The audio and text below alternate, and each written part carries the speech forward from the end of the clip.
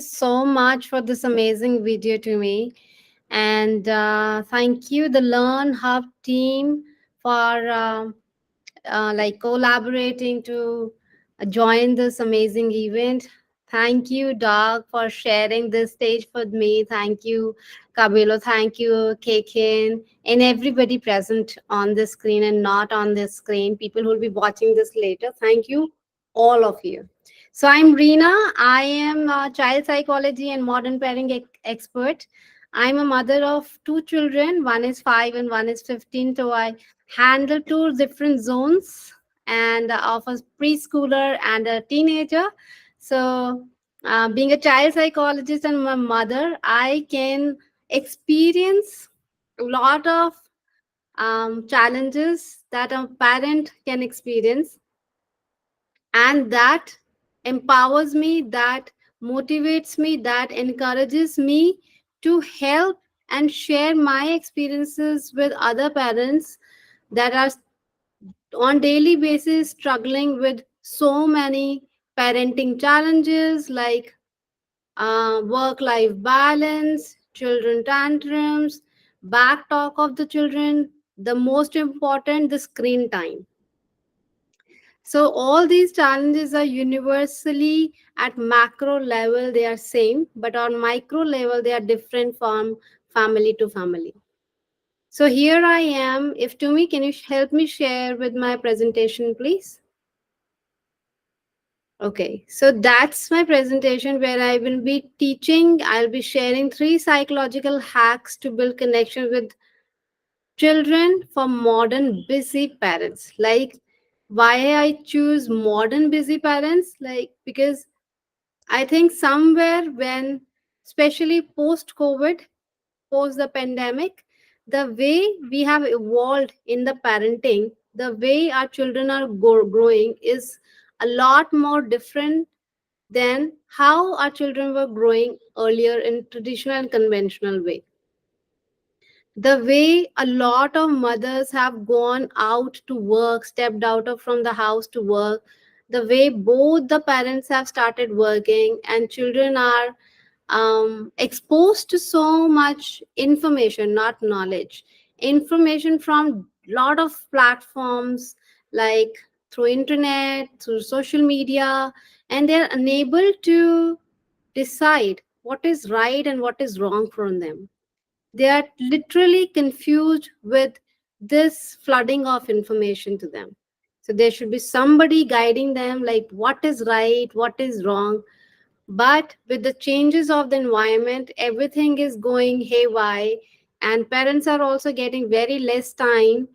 But we need to understand, like within this limited time, we need to learn to connect to children so that we never yell at them, we never shout at them, they do not back talk to us, they do not hide anything from us, and we all grow as a happy, calm, and connected families. Okay, do you want me to share my presentation? I can do that.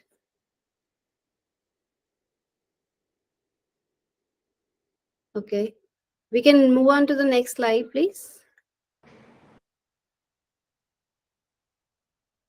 Okay, why it's important to learn parenting.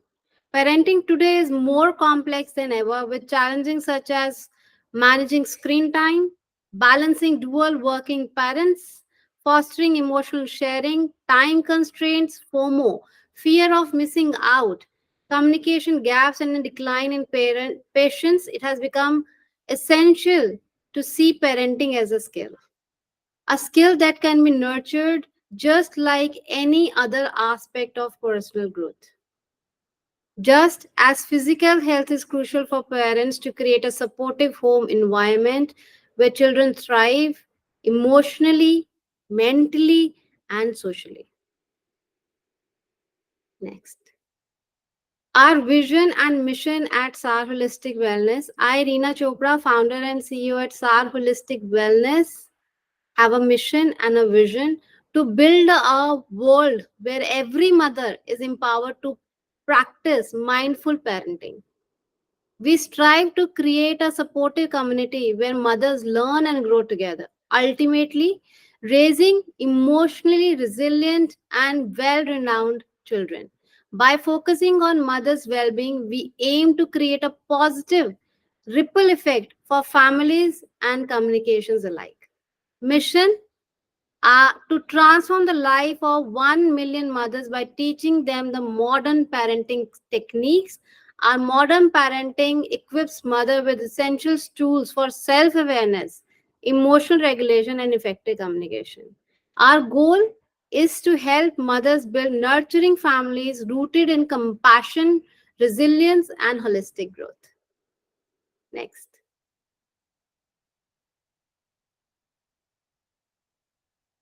Okay, this is a short story that I want to share with everybody. In 2020-24, when I decided to bring SAR Holistic Wellness online, I chose Instagram as a platform.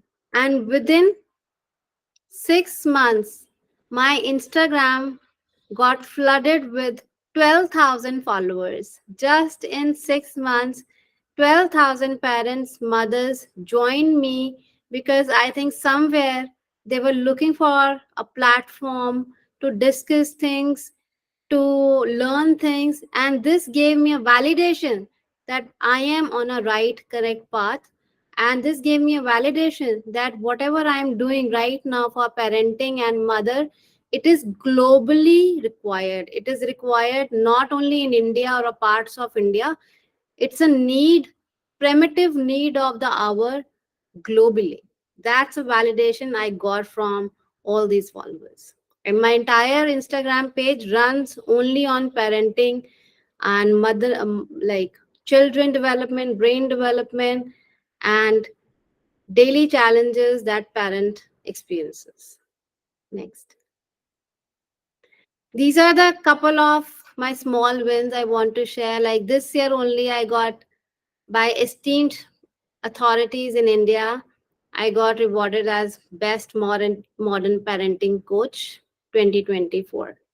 Next, please.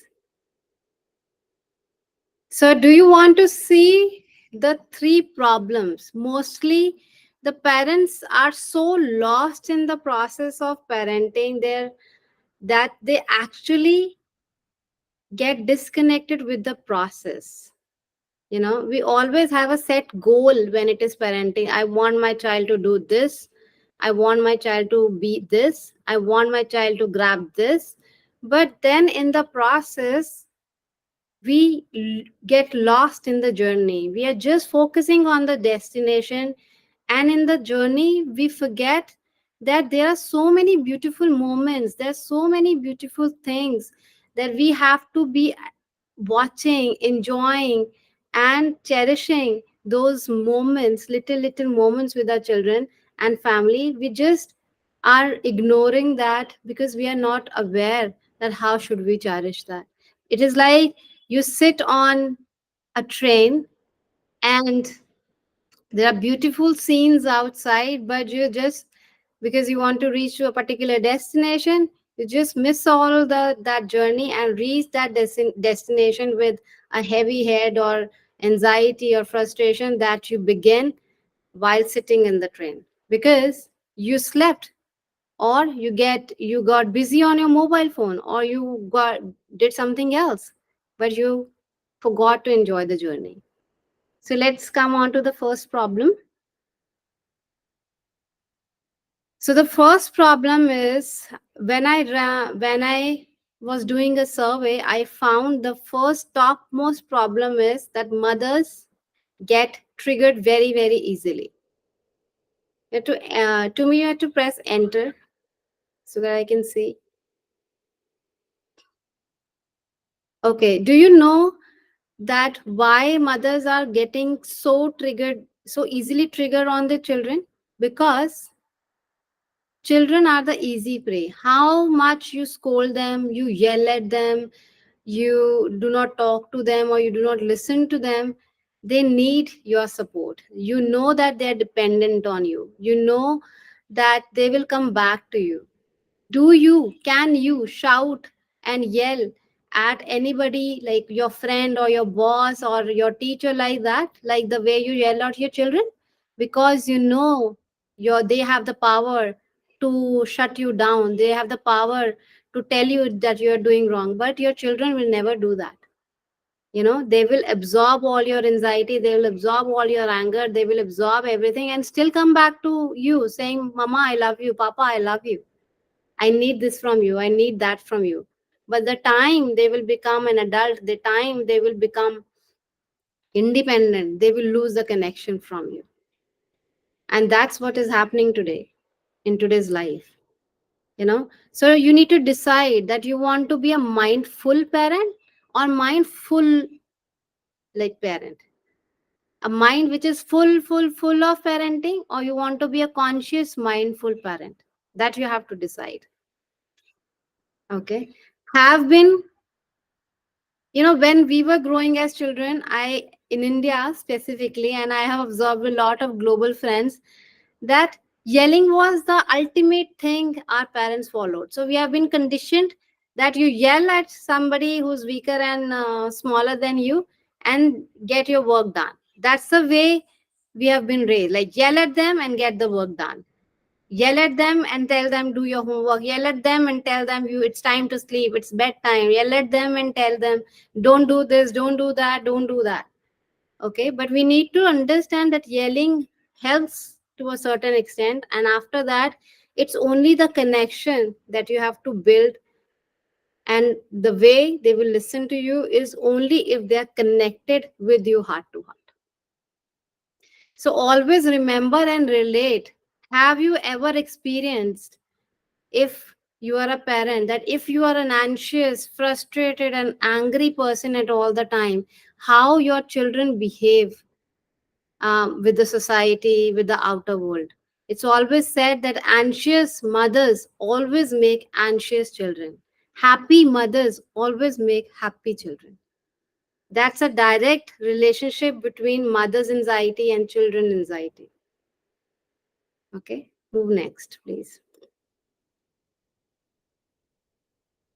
So the second top problem that mothers and parents come to us with, that tantrum and not listening.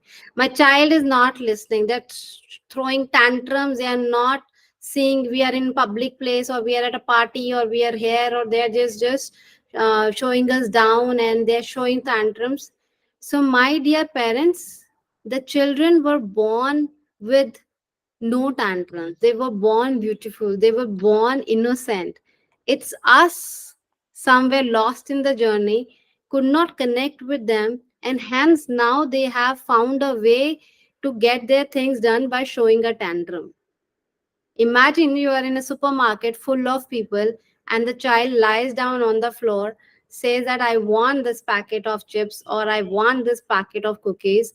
And since he knows that it's a public place and mama will not shout at me or will not scream at me, she'll buy me the cookies. So children are very, very, very smart. It's just that you need to make them learn what is right and what is not. Yelling is not the solution, connection is.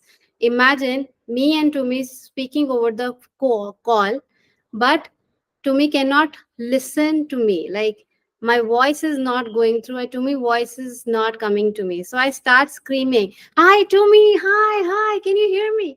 But she still cannot listen to me. Then Tumi decides to go to a better network. And I also follow the same. So we go to a better connection, and then we talk smoothly. Okay, Tumi, this is a great Learn Hub event, and this, and we discuss the call and we put it down. The same thing works with our children. You yell at them, you scream at them because you have lost the connection. So you need to bend down, talk on their eye contact level, get everything to their subconscious mind, and then there is no need to yell. Yelling will be vanished. Yelling will be gone because now you have a better connection with your child. Now you don't have to scream because you have already built that connection. That's what you have to learn as a parent. Next one, please.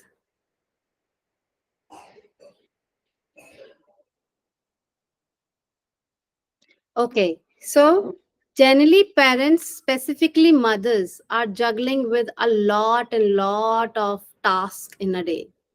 We already have a lot of checklist in our mind already.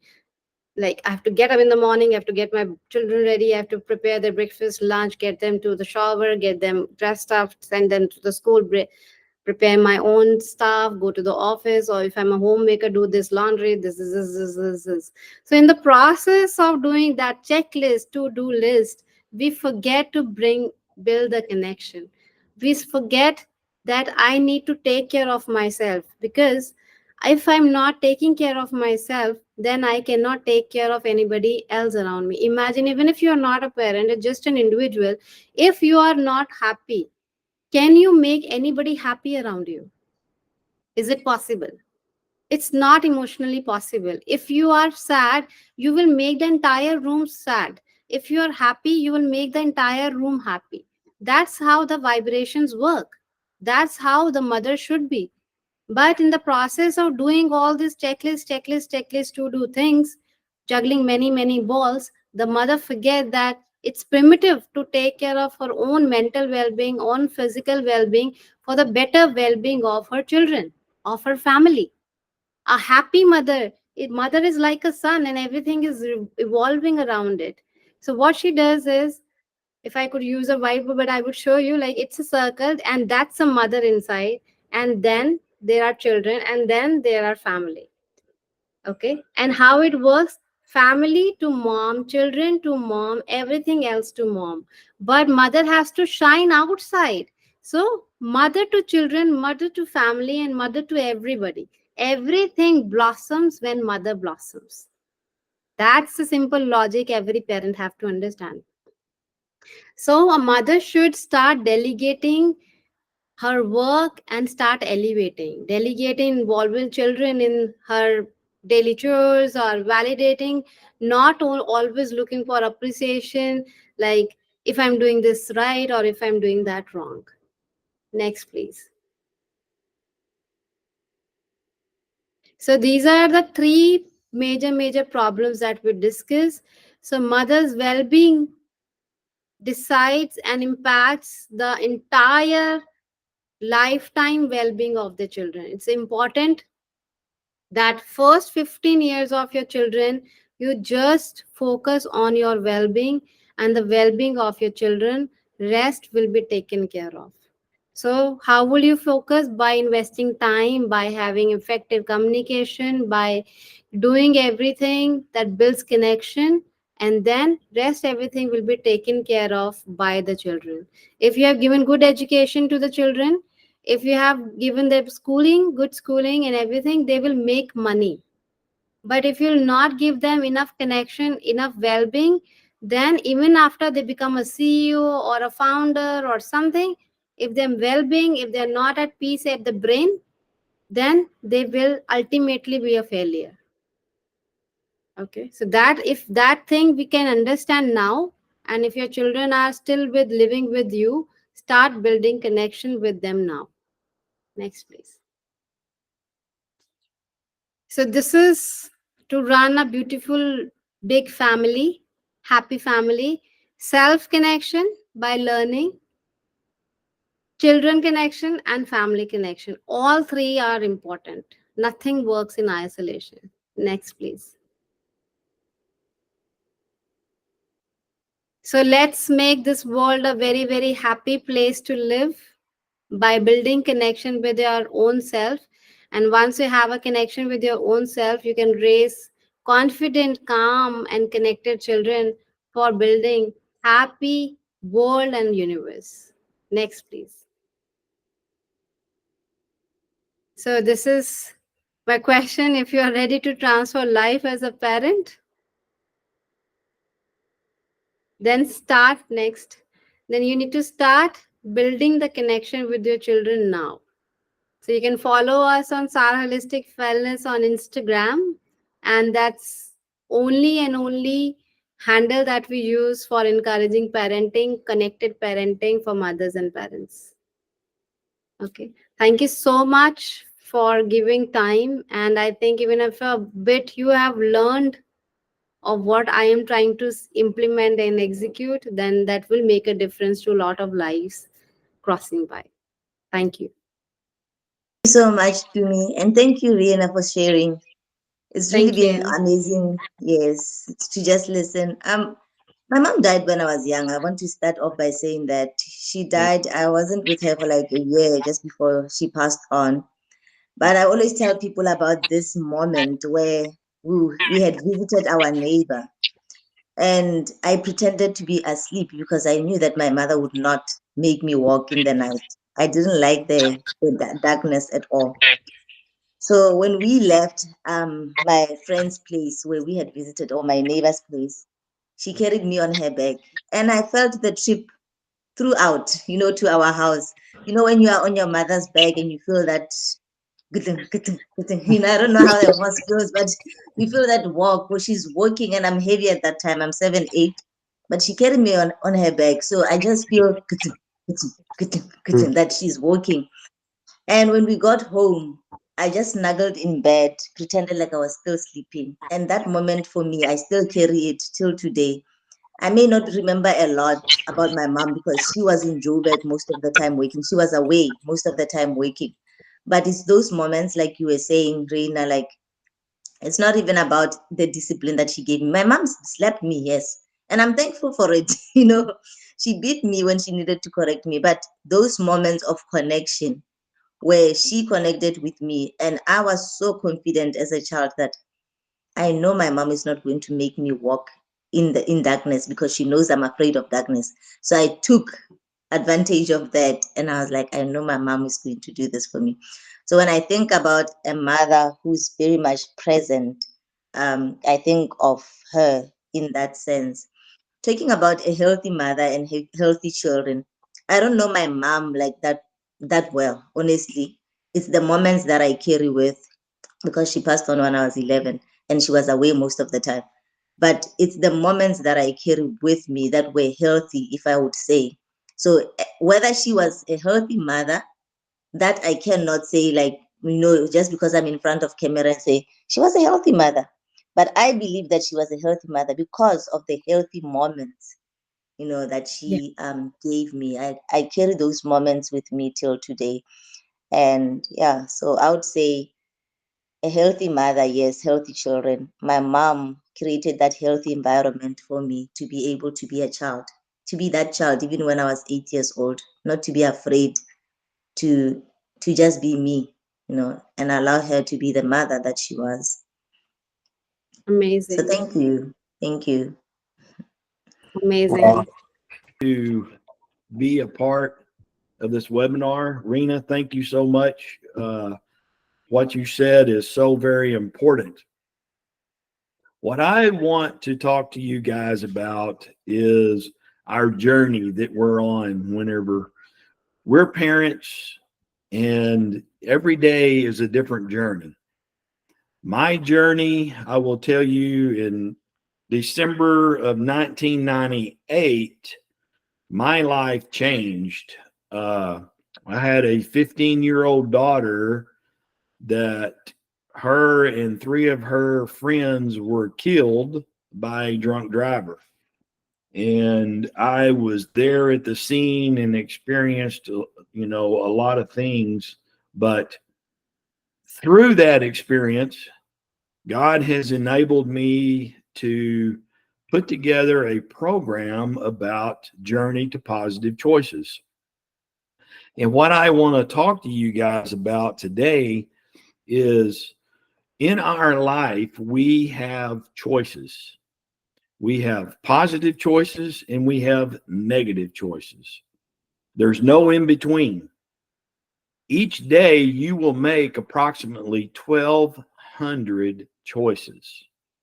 And those decisions are yours. You own those. Nobody else does. You do.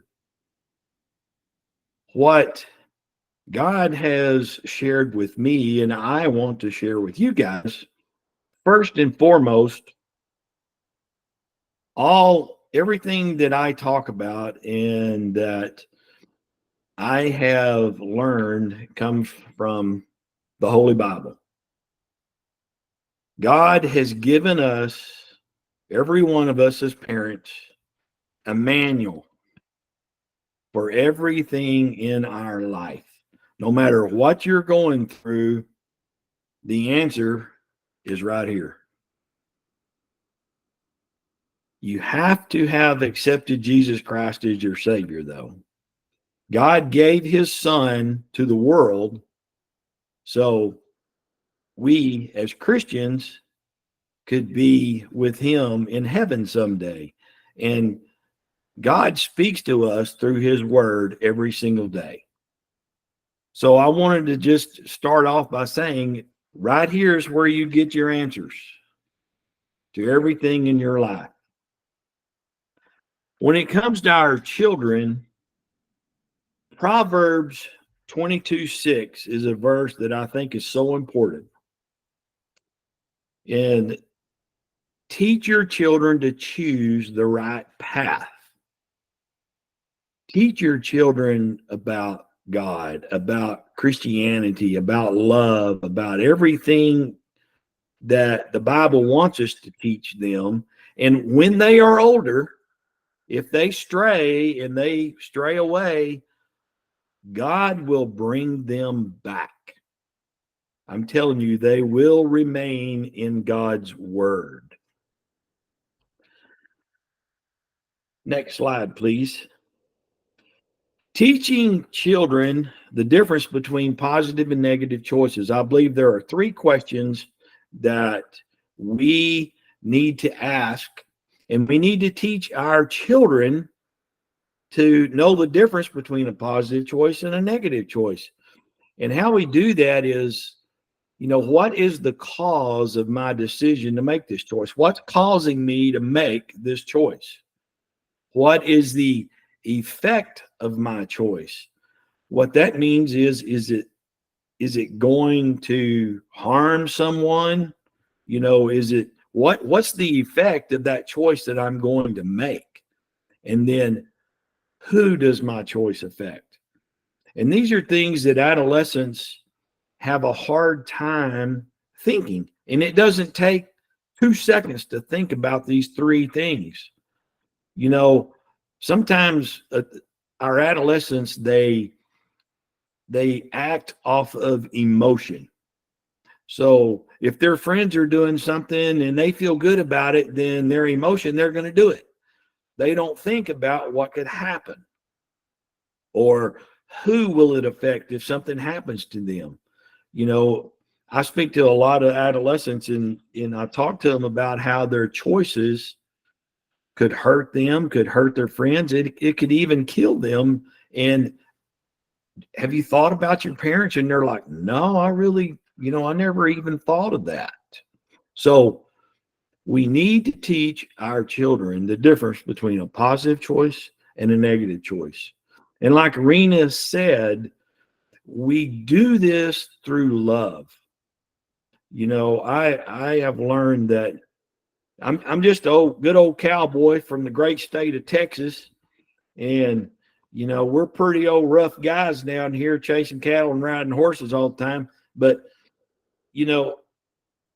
with our children, we should love them no matter what.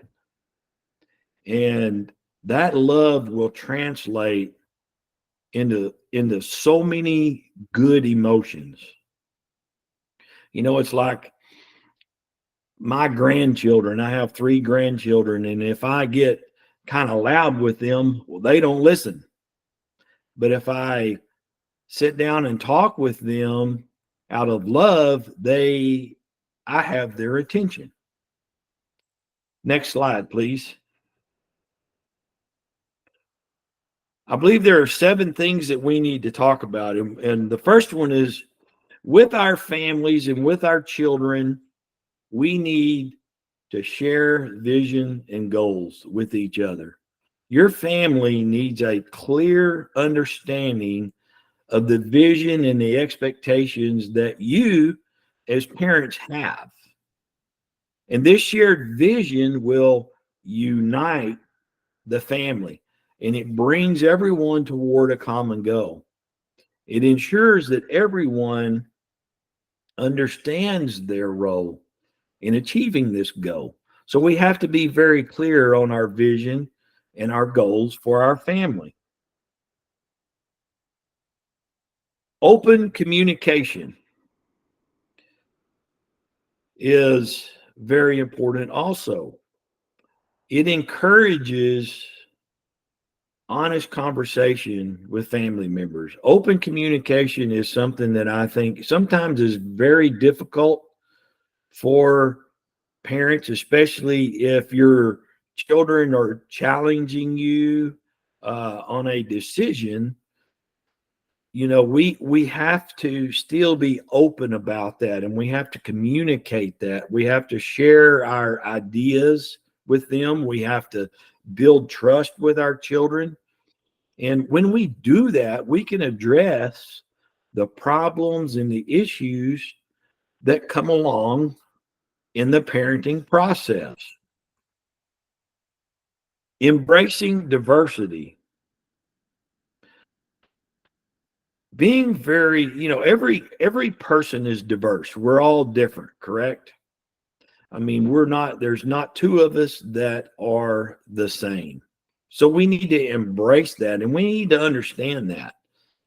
And I think that we as parents need to realize that our children are different. They're not going to be exactly like us. They're going to be their own person. So we need to come up with solutions, and we need to come up with positive approaches about how to deal with the adversities that come in their life or the issues that come in their life. But we have to understand that they're all different. Support and encouragement. This is a very strong part of the parenting process. I believe there's a lot of times that just encouraging words can change a whole situation that you're going through with your family at the time. I mean, this includes moms and dads. This includes other family members, your children. Supporting and encouragement can even affect how you are with other workers at your job. If you're encouraging, people are going to support that environment. They're going to recognize strengths and achievements and attributes that you're trying to pass on. So we as parents, or we as a mom, or we as a dad, or we as friends, or an employee, we need to provide support and encouragement, especially during challenging times. Because if you show support during a challenging time, it will transcend and turn into something positive. Collaboration and cooperation. Collaboration and cooperation with each other is, you know, us talking with each other and collaborating about everything that we deal with in life or that we're going through. And then there's cooperation amongst the family. Then it strengthens the family relationships. It helps foster a collaborative culture where kids feel like they can come to us, they can talk to us about things. The wife can come, the husband can come. You know, even in the job culture, we should foster a collaborative culture. We should be there for people and try to help them work together toward common objectives. You know, the one thing that I see in a lot of parents is their objectives are this way and their children's objectives are this way, and they're going apart. We need to bring those together and understand each other and have common objectives, and we need to communicate about those objectives.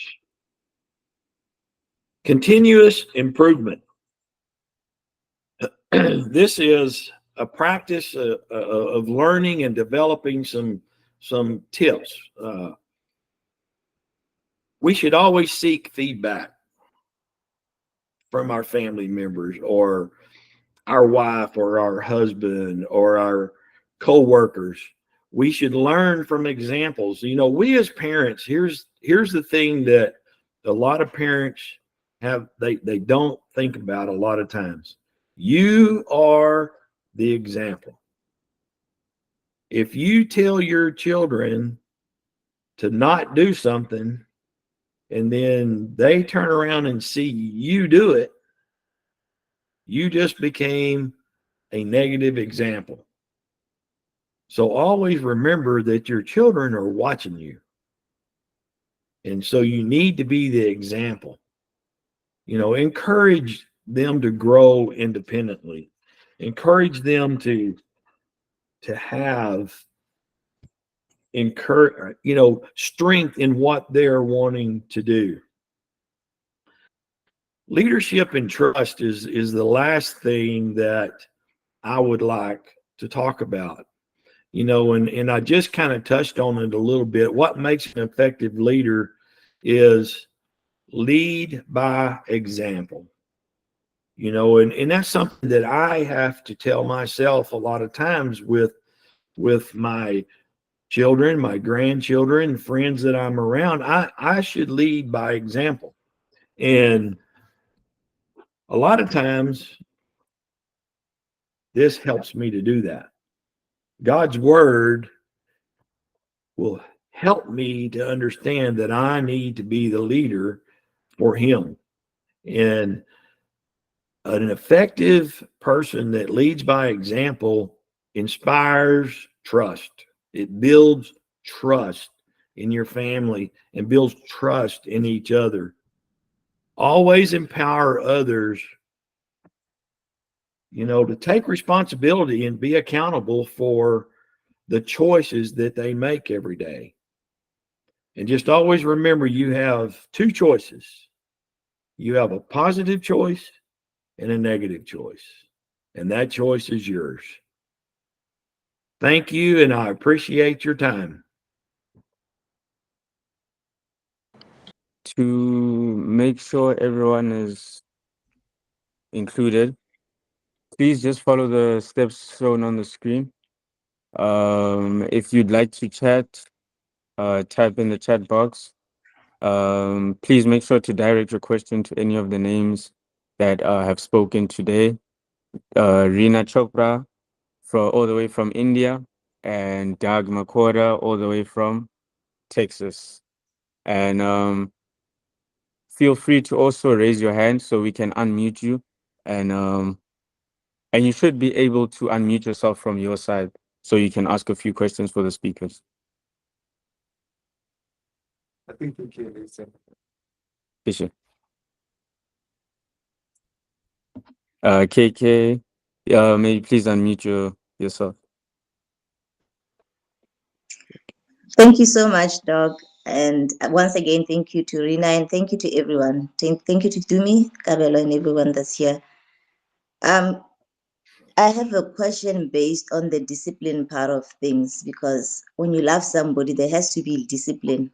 So I'd like to ask, based on the balance here, where we find that in the recent society we live in, we don't believe in disciplining. We're not saying that we should beat our children. I don't have children, but just talking from that point, we're not saying that we should beat our children for no reason. But Doug, as you were talking and you were relating, you were drawing from the Bible. It talks about the rod. So where is the balance where we have to, show the rod, use the rod, and then where now we have to take our children to naughty corners, where naughty corners have become those nice prisons, if we can say, like, where we put them at the corner, but nothing really is taught to these children. Like, they just know, once again, we say when we beat them, they're just gonna take a beating as a beating. But they've taken the naughty corner as well as a naughty corner. Like, they know, okay, if I do this, I'm gonna be taken to a naughty corner. They also already have their songs or their jiggles that they're going to play, they're going to say when they get to the naughty corner.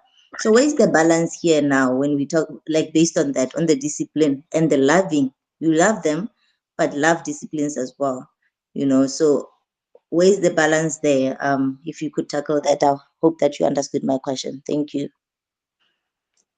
I did, and I totally appreciate that question because yes, the Bible does instruct us that we should discipline our children, correct? I mean, you said it. You went to it. It talks about the rod. Here's the difference that I've seen in a lot of discipline is a lot of times parents are disciplined out of anger. And when they discipline out of anger, it becomes more harder, I guess, on the child. When you discipline out of love. And if that means they need a spanking and you believe in that, then I mean the Bible tells us that a spanking is fine. What it doesn't tell you is that beating your child is fine. There's a big difference. Putting them in a corner, you know, I think each child, you have to learn what works with that child, but you need to do it out of a teaching time and a loving time, because, you know, even after we discipline and that, you know, children don't like it, but they're going to need discipline. But we can also, when we're through with that, we can show them our love. Because I believe when you do discipline, you also need to let them know that they are loved and not to make that decision again. That's, you know, that's the best way I can explain it. Maybe Rena got some more to add to that. Thank you, Doug and Kekin, for raising this question. But like you mentioned, Doug, I also believe you use the word love, I use the word connection. I think we are on the same page. But I can really relate it with my real-time examples and people that I speak with. For example, if you want to train your child to do a particular thing, for example, I'll take an example of screen time today, because that's the most repetitive question that has been asked to me, that my child is into too much of screen time. So if you want that your child should not watch screen time beyond a specific limit, a slot that you have assigned to him, like 1 hour or 30 minutes or whatever, for that you have to show that, model that in your behavior too.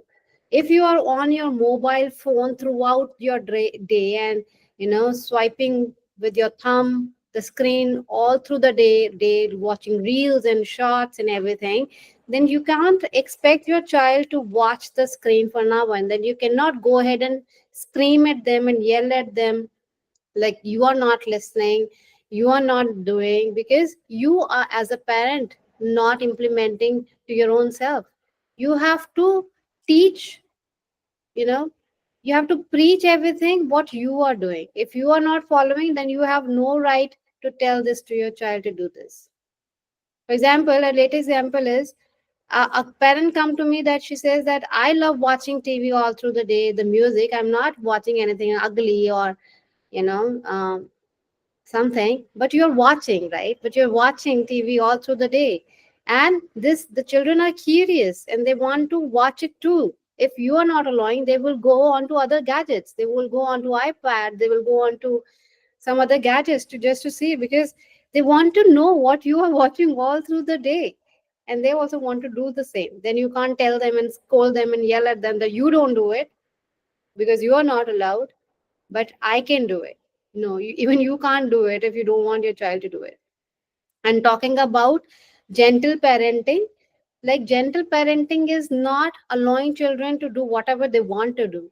Gentle parenting is setting boundaries. Gentle parenting is being patient and letting the child do within the boundaries. Children love boundaries, but it is you who have to teach those boundaries with lot of patience, with lot of connection, and with lot of love.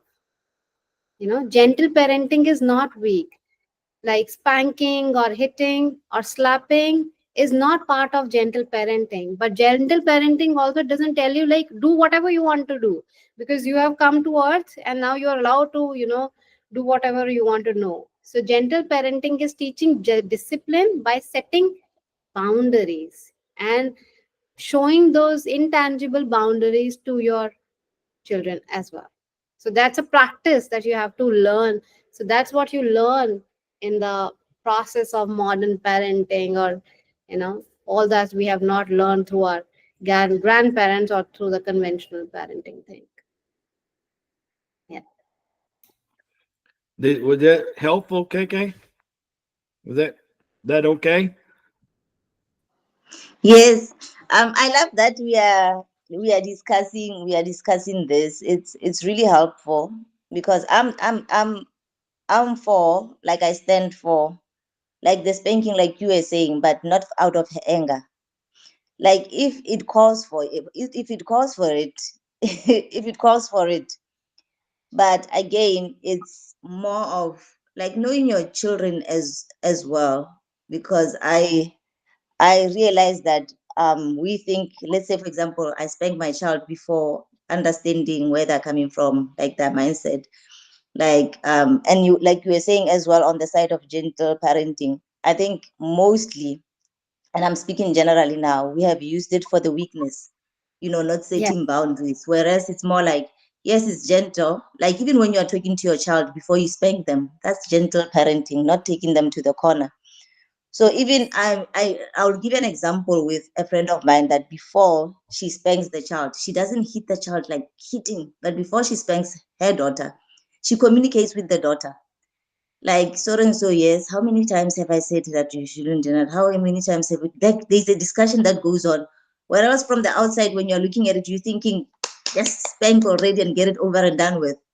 But she's having that connection that you were talking about, that what I'm about to do, it's not because I don't love you as my daughter. I want to remind you, next time when you think about this, mommy has said this, and then you didn't do what mommy said. So it's different. I've never seen anyone do that. So for her, it's different, and it has worked. So, for example, we can't take that away. So it's a mixture of, I would say, the spanking and still the gentle parenting part of things. So yes, I'm really thankful for both sides, like you were saying.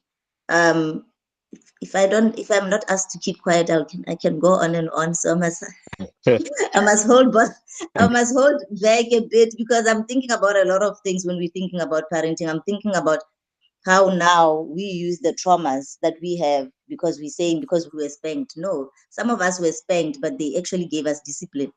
Like, some of the things that we do now today, what I do today is a result of the discipline, because I don't see the spanking as, it wasn't done in a bad way. Like, some years have done it in a bad way, but with my mom, I remember it was gentle. That spanking was good for me. It was a direction into a good route.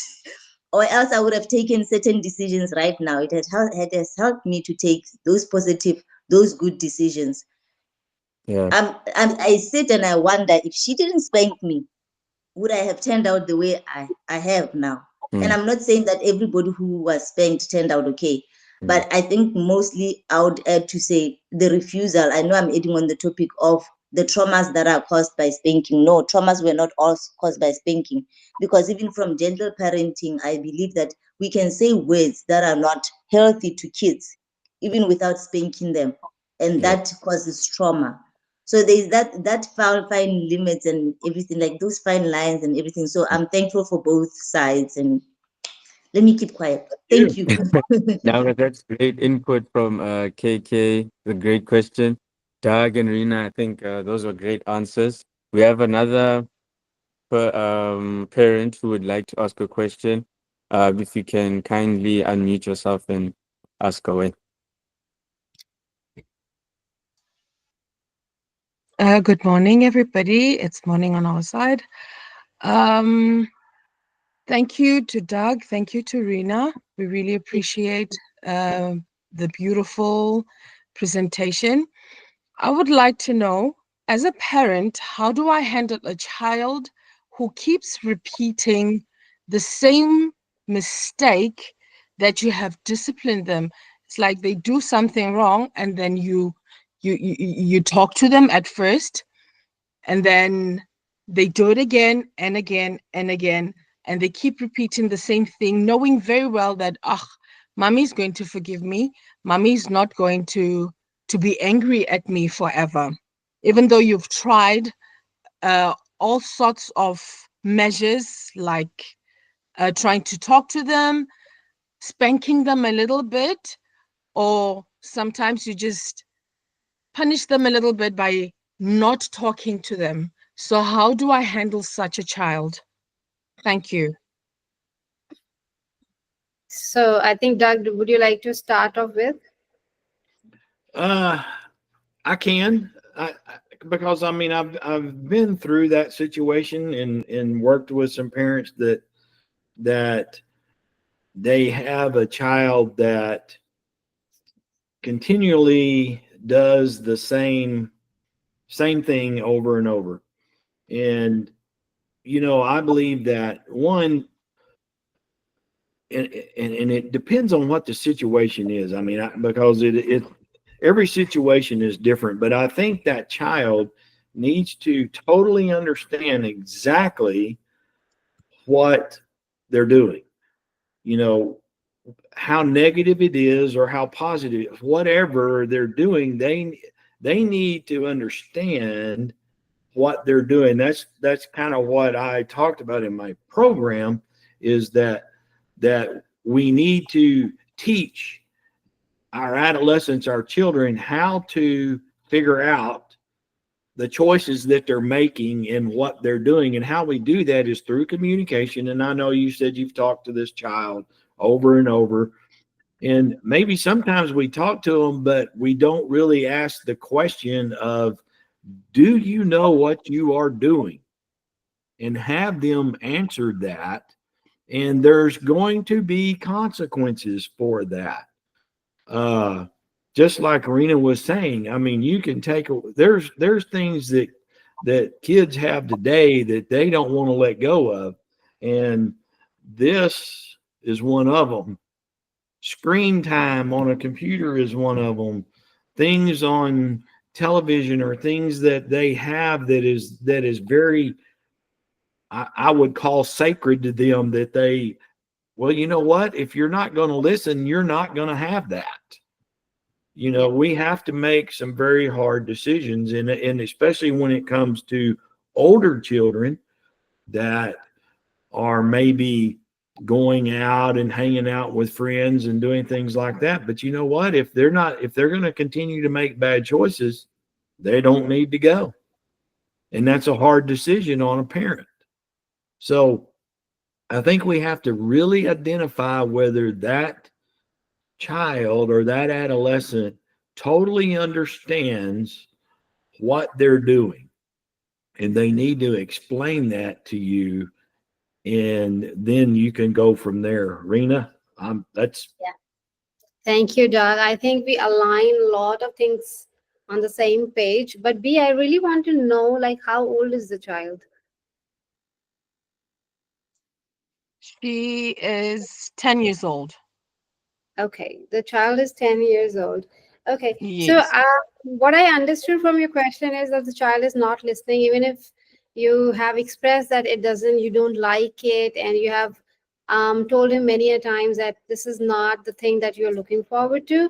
So I understood that there are two things that we can talk about here. One is the child directly or indirectly is looking forward for the attention.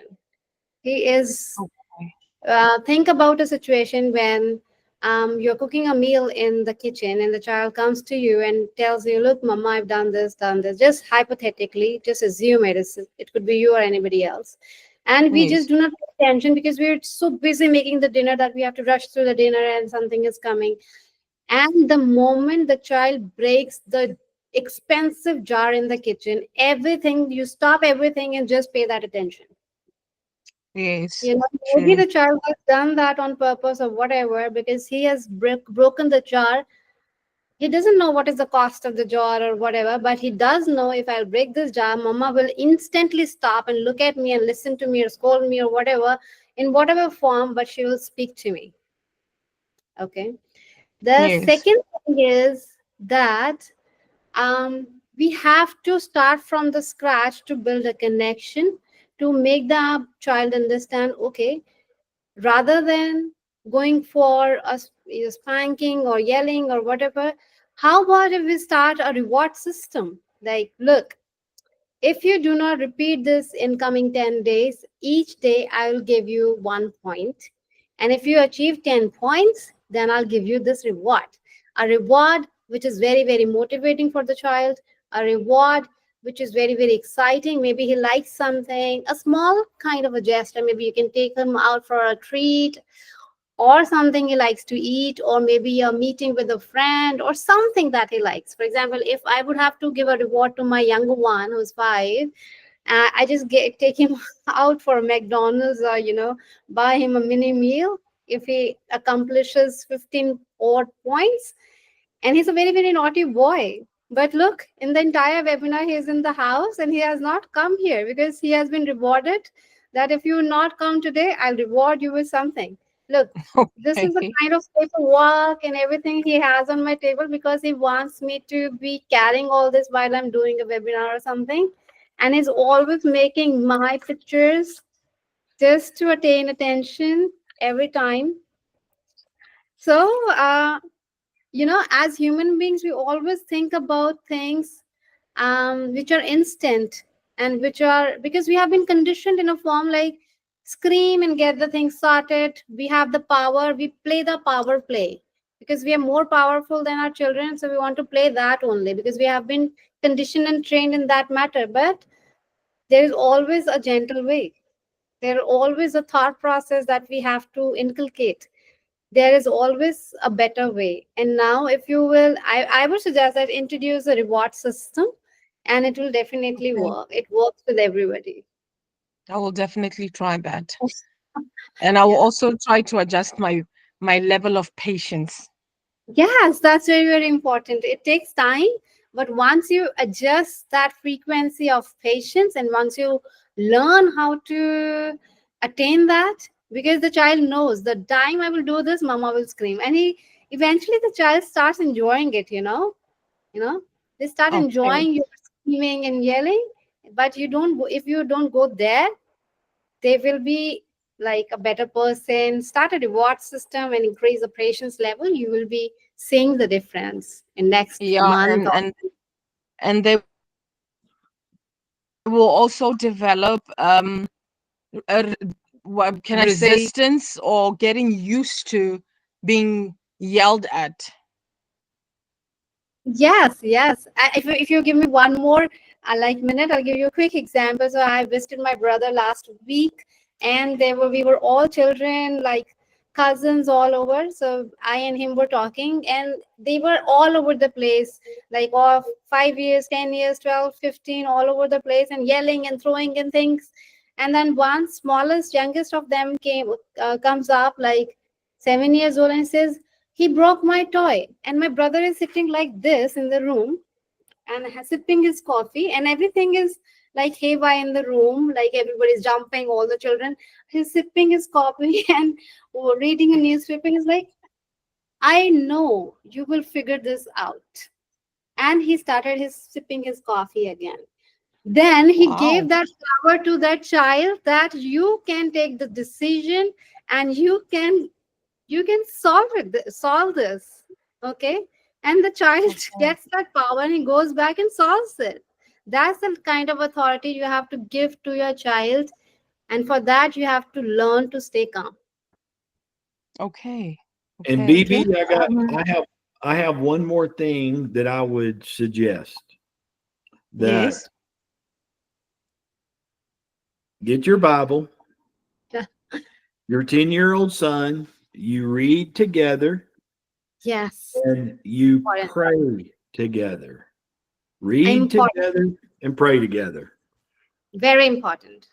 I will definitely do that. And I have another question. As Rena, you have suggested a reward system. Yeah. Won't that create somewhat of can I say a negative type of mentality, because Okay. would it motivate? Is it an intrinsic or extrinsic motivation? Okay. I would love to answer that. So Thank you. art system is important for all of us. We always look forward for something when we do something, even at workplaces. And we even doesn't matter what is our age, but when we get appreciated, when we get rewarded, we all feel better. That's why I said, don't give instant rewards. Give rewards if certain level is achieved. It could be 15, it could be 20 points. Like, you have to Okay. make that a process. It has to, the reward system needs not to be instant and monetary. You have to build a Okay. process. It could be giving a 20 minutes extra screen time. That could be a reward too. It could be giving, if not monetary, it could be cooking him a good meal that he likes. That's a reward too. But you have to go through that journey of attaining a reward. It is not an Okay. instant gratification or an instant reward. It has to be through a process. Think Okay. about me working in an office, and I get rewarded after 6 months being the fantastic worker. In schools also, we introduce like star of the week, best student of the day. So all these are like psychological appreciations, and it is Okay. like, it encourages you to do better. Yeah. Oh yeah, and it builds a positive mindset. Yes, yes, but nothing Okay. has to be instant. There should be a process to attain something. Okay. Yeah. No, thank you so much. Thank you, BB, for asking that question. I think, that was a great, great discussion. I'm sure all the parents in here are now thinking, of actionable steps of how they can even approach from the next minute. And, I think it's a great way to come together and understand that you're not the only one or the only parent who goes through your issues. And when we first had Rina and Doug on the meetings, they had shared a lot about what parenthood really meant to them. And that's why they're so passionate and so ready for, serving and ready to share their experiences with you guys and providing you guys with the best information possible. And I would like to give a few more minutes. Maybe if there's anyone else who would like to raise their hand for a question, um, we'll just give you guys some time. And Cabello, I will say that I'm going to send you guys my website where Mhm. if somebody has some questions, they can get a hold of you all, you or to me, because you guys can get in touch with me. There's also, I'm on Instagram, I'm on Facebook, I do podcast every week about something positive.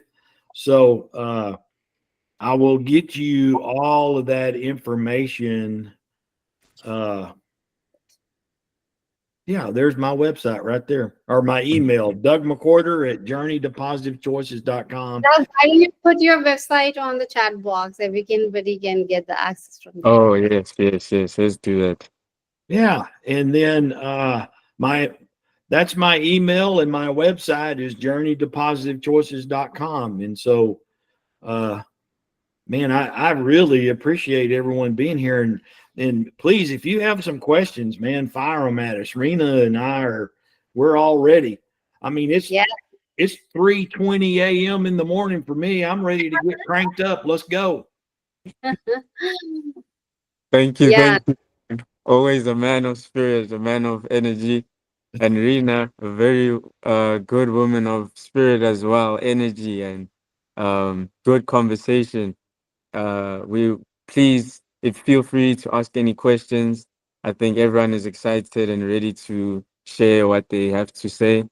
And the information, yes, is on the screen. In the meantime, I'll be sharing their websites in the chat box. Yeah.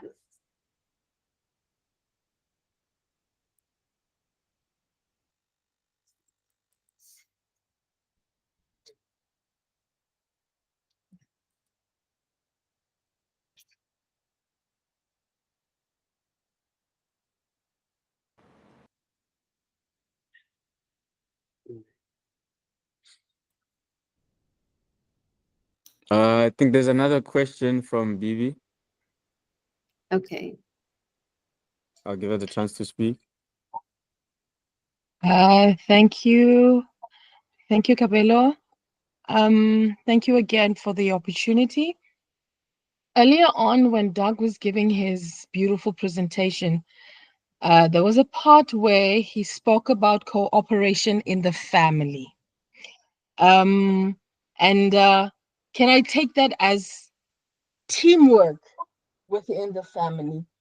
So, Doug, can you give me an example of how maybe we can build a teamwork environment or a teamwork spirit within the family? I can, and that's a very good question. I think truly what we need to start with in the family is reading the Bible together and praying together. That is the beginning. Because that is what teaches our children what God wants us to do. And that teaches cooperation. It teaches collaboration. It teaches our children, it shows them an example of what we as parents want to do. And I believe you begin with reading the Bible. I believe you begin with praying with your children. I believe you begin with having, if it's just 5 minutes, a discussion with the whole family. To sit down and say, how was your day? What went on? Or, you get to know a lot of things when you just take 5 minutes and sit down with your children. Sometimes they think it's a little odd when a mom and a dad sit down and go, hey, how was your day? But it's really not. It's you're wanting to know your child, and you want your child to know you. So I mean, that's, to me, that is cooperation and collaboration. We have to do it together. But I think the most important thing is we have to read our Bibles together and we have to pray together. All right, thank you. Thank you for that. Thank you for that, Doug. And thank you again for the platform. You're very welcome. That's an amazing question. Great answers. We have another question from Amu. Yes, hello, how are you guys? Hey, we're doing great. How are you? I'm good. Okay, I feel like I have a question for both of you guys, right? So as you guys can see that we're living in a society where, like, as children, we cannot be transparent to our parents because there are certain things that they hurt us, but like we cannot dish them out to our parents. So like how do you communicate with your parents, or like with your personal stuff, without being disrespectful to them? Like maybe there's something that hurts you outside in the streets and then you want to share it out. How do you communicate with your parents without being disrespectful or anything like that? Thank you.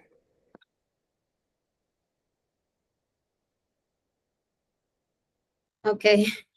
So, so you've been asking a question like how to communicate with your parents, like of a personal thing, of a personal Yes, stuff that can hurt them, maybe in some ways. yes, without being disrespectful or anything, because it in the modern, like in the way we live in, according to my culture, it might be disrespectful to be speaking to your parents about your relationship stuff, about your girlfriends and boyfriends. But like, how do you become transparent with them that, okay, mom, this and this and this has been happening to me and it's been messing with my mental health and everything? Yeah, that's a very, very interesting and very common question these days, Amo. So what you need to do is the ultimate, you have to think about the consequences. Any which ways, even if you're not going to tell them, it has to come out someday, right? But if it will come out with in an unstructured way, or from somebody third person, or somebody stranger, or somebody odd, that would be more hurtful. Or it is coming from your own son, And coming from your own child is, more authentic. More, what would be more disrespectful, coming it from a third person, they come to know from a third person, or knowing it from you yourself? And second thing is, you need to understand that you know already that they would have a reaction to something that you're doing.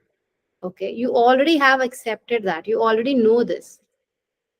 So Mm. just start with two basic things. Number one, when you start off with this, it has to be a good mood day.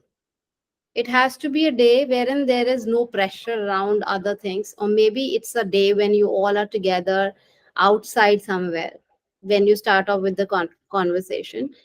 And just start off with hint of the conversation, and then if they show interest or something, then unfold slowly and slowly. Do not just, you know open up and do a bombardment that could give a lot of reactions, because they will not be in a mood of listening, and they will be in a mood of lecturing you or giving you a lot of things that you might not like, and can just mess up the environment a lot. So go slow, be patient, and tell that to the parent you connect more. If you connect with the father more, then tell that to that parent first. If you connect to your mother more, then then tell this to your mother more. And it has to be a good mood day, that's more important. Yeah. And the only thing that I would add to that is, from a biblical or a spiritual standpoint, is pray about what you want to talk to your parents about. Let God kind of speak to you through his word and kind of help guide you on how to say it and what to say. You know, God can guide you through a lot of things that are very difficult. So that's about all I could add to that. Yeah, Okay, that's true. It's true. Yeah. thank you very much. That was really helpful. Yeah, those are great, great pieces of information, messages, and learning. So there has been one last question from Bibi, and then I'll close. Thank you so much again. Rena or Doug, either of you can answer. I, as I'm a parent of a 10-year-old little girl, we are starting now to enter our teenage years. So, how do I identify or try to figure out if my child is truly herself at home and at school? It's what I'm trying to say is, how do I identify if they are sort of like living a double life? When she's at school, she has a different character than when she is at home. Thank you. Okay, Vivi, I think I can answer that quickly, because I relate to that question a lot. So, so when the children are growing, they're already going through a lot of hormonal changes, and they have been exposed to a lot of information all around. It will only depend on your connection with your child, and to build that connection from a scratch or from a new perspective, all you need to do is you need to unfold about your own self to your own child. If you will tell your stories to her, if you will tell what happened and how you tackled your struggles from the childhood, or when you were growing, or when you were a teen, then it will not create a pressure on your child to unfold her stories under a pressure. It will come naturally from her, like, Mama, yes, I am also experiencing this, and I think I am also going to handle it this way. So go slow, step by step, begin it all from you. Set examples, show stories. Okay, and do not suddenly every day you just decide that this is and structure it in your mind, but when you're talking, it should sound natural. Okay. Okay. Thank you. Yeah. Thank you So very you much. yeah, you have to be a very, very pretend and play kind of things that you have to do, because she's going on to a next level. So yes, this is it. Thank you very much. Yeah. Thank you. Okay, sorry. There's one question that has just come in. Sarah, may you please let us know what's on your mind. Okay, thank you. Thank you, Camilo, and everyone on the call, and thanks for the opportunity, Rina, Doc. You know, a lot of um, advices that you are giving and guidance, and you know, so I'm listening. Mine is not really a question, it's more of a comment, and maybe also just you know, sharing what I also picked up from all the, you know, guidance and everything that you guys were sharing with us. So I think from my side, I think I appreciate the emphasis, or the emphasis of you know, spiritual, um, um, having that connection with God and teaching our children, you know, to lead, to know about God and know about how God wants us to live our lives, you know, in a more righteous way. Yes, we are not perfect. And that's what I normally or taught my children to say, or teach my children to say, as much as we are human, we are not perfect, we make mistakes. And sometimes, yes, as parents, we need to also allow our kids to make those mistakes at times, and because that's how we learn. But the ground rules should be there so that they can always, because the ground rules for me are the, you know, the foundation of learning what is right and what is wrong, and Yes. also doing, you, the kids will know that, you know what, mommy doesn't want me to do this. If I do it, I know mommy doesn't really want me to do, but, and they must know there's repercussions for their actions. So also again, responsibility. So yes, it's a couple of elements that actually gel and connect as you, and it's important how, I suppose, how you set those elements, you know, together and put them together so that at the end of the day, your children can grow to be, you know, decent human beings, you know, and they can also be part of the society. And I think, Yeah. yeah, I just wanted to, you know, on my side, highlight the fact that, yes, it's important. I think a lot of times with the dog and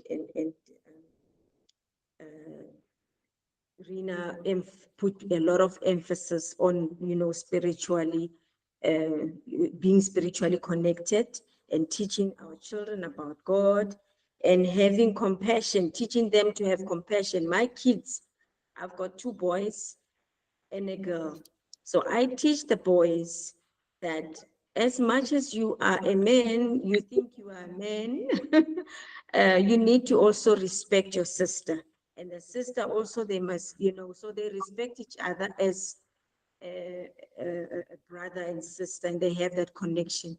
So that is also key, you know, because that's why we have a society now that is, it pains me to see the statistics of how women are being, you know, abused, children are being abused, you know, and all these wrongdoings. And you know, I feel that it's our responsibility to teach our boys to respect girls, to teach our boys to respect women. How we grew up, we were brought up that every lady or aunt or every lady that you see in the street it's like your mom, your sister. Every man that you see, it's like your father, your uncle. So you respect, you give them respect, and that's how we were brought up. And I think we're losing that as people. Sorry, I didn't mean to take too long, but yes, the discipline as well, that is key. We need to teach our children discipline. We need to live our lives and lead by example. And I think, Rina, you mentioned that as well in your in your in your in your talking and your guidance in your speech. So Yeah. yes, boundaries as well, So I think this is a good session, and I agree. And yes, I think from here we just need to go back and reflect and say, what is it that because we must also take responsibility for our actions as parents as well. Am I leading my children? Am I leading them by example? Do Yes. I do this and tell them not to do the same thing, Yeah. So, yes. Okay, but thank you so much. I think this is really a good conversation, and I appreciate all the inputs, all the questions, and all the guidance.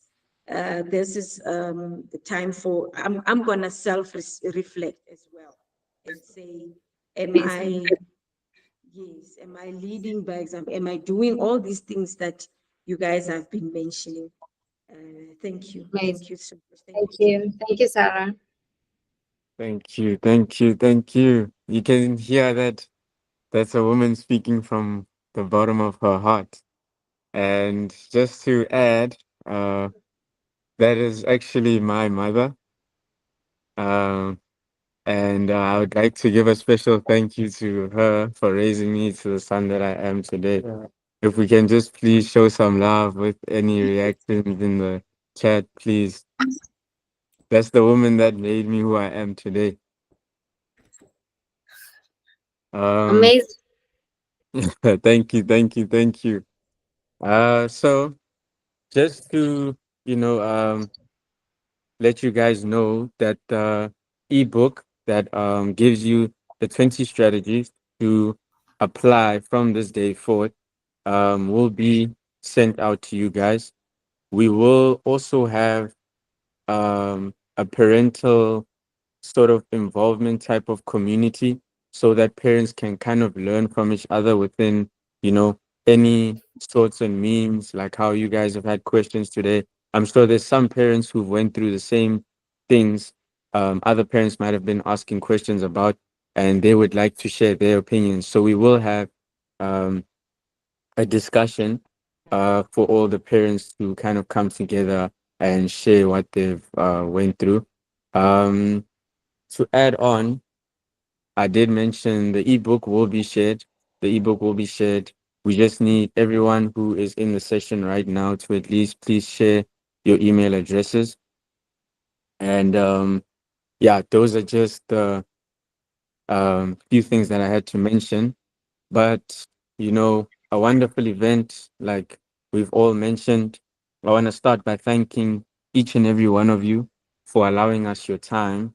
And this is an important step into the door, right? As Doug and Rena have both mentioned, Rena herself went through the journey of being manipulated or shunned upon for taking parenting as a subject, where she took her time to learn and understand what it takes to become a a better parent or the best parent for her sons, her two sons. And that gives you some sort of it gives you some sort of room to ponder, like, why do we always as a society not look at things that require so much importance, and we see them as it's an everyday life thing, you learn as you go. But actionable steps are needed, because any plan, any any vision without a plan goes to failure, and any vision with a plan will reach the goal. So I just wanted to make sure that we all understand that. And I also want to emphasize that parental involvement isn't just helpful, it's actually essential. Think about what Doug has just mentioned, leading by example. These are things that we see as, oh, it sounds nice to hear, but it's a very hard thing to do.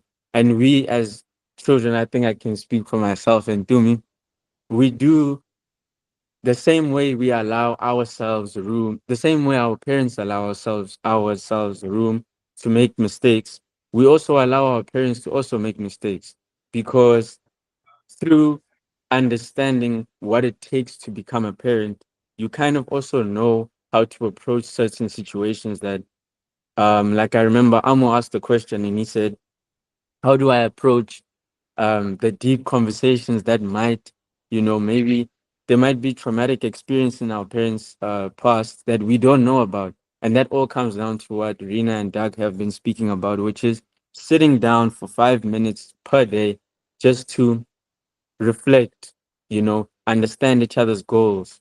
And I know one thing at home that I really learned with the special lady that I introduced earlier, my mother. She was someone who always made sure in the beginning of the year or and end of the year that she sits down with me and hears what I have accomplished in the year. And when I grew up, sometimes when I was still younger, I used to look at it like, now I have to tell her, Ish, what if the only thing I've accomplished is a new level in a game? And she wants me to accomplish maybe being top one in the school. But she made me understand that any accomplishment is an accomplishment. And in January, we always used to sit down and just write 5 simple goals that you'll go about the year with. And I think I wouldn't be where I am today without that, that extra hand to push me, you know. And I'd like to just say thank you for that. Um, let's keep this initiative going. It should not only end here, but it should go into each and every one of your guys' homes and share it with other parents as well. We want to make a community for other parents to obviously feel very like there is a helping hand. They shouldn't feel alone at all. So my name is Kabelo Lubojo, and this is Learn Hub Tutoring. And we'd like to thank each and every one of you who has joined us today. You are 1 foot in the right direction. Thank you very much. Thank you. Thank you. Yeah, thank you, Lon Hub, Cabello, to me, Doug, and everybody, all the parents, Sarah, for raising such a beautiful son, inside out, and everybody present here. I think it was an amazing, amazing session for all of us. And we are all taking something or other thing back home. And Cabello, we would love to have more sessions like this in future. And we will do it, yeah, a lot of fun thing, in future. We'll discuss more around it. Thank you for having us. Yeah, see you. And thank you from the great state of Texas. Man, we were excited about this, and I appreciate everyone that was involved. I appreciate all the questions. And, I just pray that God will lead your families. Thank you. And if everybody can switch on the cameras, I'll take one picture.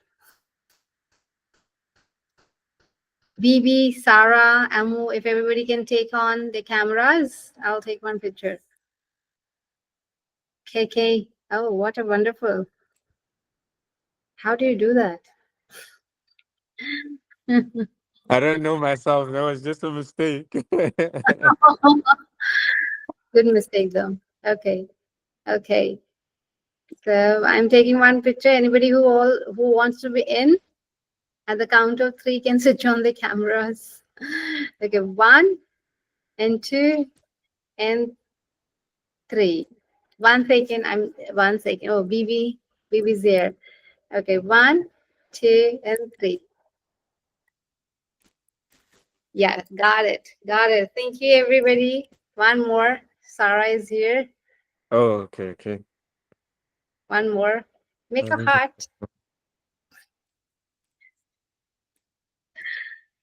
Okay. I knew I was gonna do Amazing. I'll send it through to Cabulo and everybody can take it from there. that. Okay, I'll definitely share it with everyone. Thank Thank you you. so much. All the way from India. Thank you.